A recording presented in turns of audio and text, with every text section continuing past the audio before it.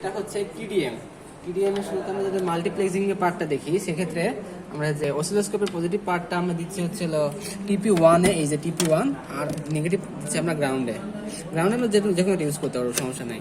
দিয়ে যদি আমি দিই তাহলে ট্রায়াঙ্গুলার শেপ আসতেছে। সিমিলারলি যদি আমরা TP2টা ইউজ করি তাহলে পাবো আমরা স্কোয়ার শেপ, এই যে TP2, আর অসিলোস্কোপে দেখলে স্কোয়ার শেপ।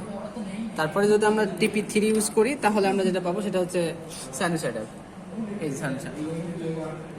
এটা ফার্স্ট স্টেপ গেল। আমরা এখন এটাতে মাল্টিপ্লেক্সারের পার্টটা গেল। এখন যদি আমরা ডিমাল্টিপ্লেক্স করতে চাই, সেক্ষেত্রে আমাদের যা করতে হবে, সবার প্রথম স্টেপটা হলো আমরা হচ্ছে এইখানকার টিডিএম ইনপুটের সাথে এইখানকার টিডিএম আউটপুটটা কানেক্ট করতে হবে।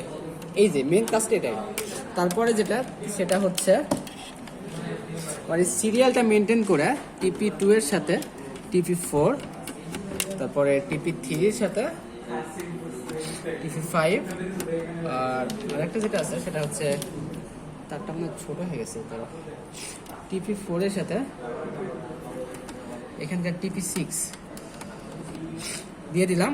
দিয়ে এখন জাস্ট আমরা অসিলোস্কোপ দিয়ে ডিমাল্টিপ্লেক্সের আউটপুটটা দেখতে পাবো। অসিলোস্কোপের নেগেটিভ প্রান্ত সিমিলারলি আমরা হচ্ছে গ্রাউন্ডে লাগালাম, আর পজিটিভটা আমরা এই যে যদি আমরা শুরুতে এখানে লাগাই তাহলে আমরা এই যে নির্দিষ্ট টাইম পর পর ট্রায়াঙ্গুলার শেপ পাইতেছি।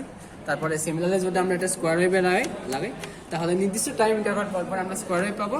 সিমিলারলি যদি আমরা এটা সাইনোসয়েডাল ওয়েভে লাগাই, নির্দিষ্ট টাইম ইন্টারভাল পর পর আমরা সাইন ওয়েভ পাবো। এটাই মেইনলি টিডিএম এর বেসিক। এই যে আমার খাতাটা দেখো, স্টেপগুলো এখানে লেখা আছে, আর এই যে এটা।